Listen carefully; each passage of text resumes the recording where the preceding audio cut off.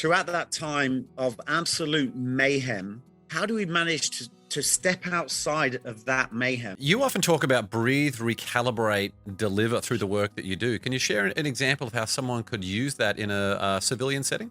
Yeah, you know what? And that came from me breaking down what we go through when we're in. I questioned a very good mate of mine, one of my best mates, Foxy, who's and also a former SBS operator.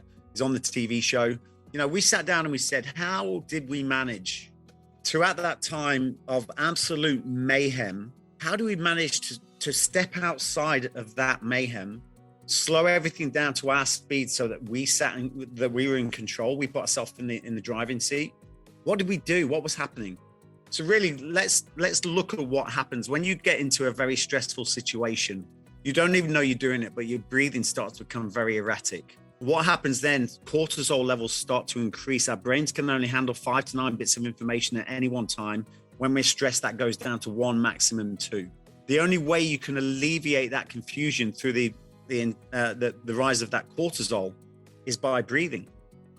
And really about in that situation, because any kind of situation, when it starts going fast, and that's not just in the special forces environment, when things start to go wrong, that could be a road, a traffic incident, or even an argument.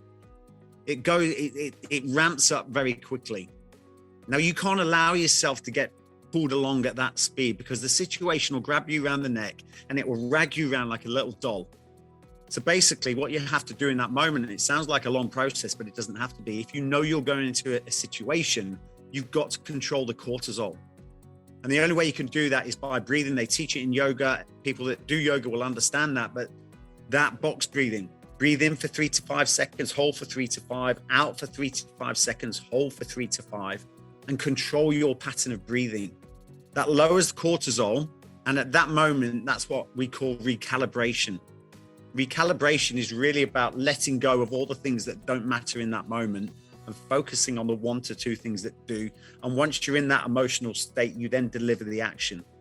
Because if you don't control your faculties, you will move. Your brain is just wired to go, get me out of here, whatever it takes. It will take the shortcut just to get out of that situation. 9 times out of 10, you are stepping into further danger or putting yourself, taking actions or making decisions that you're going to regret afterwards.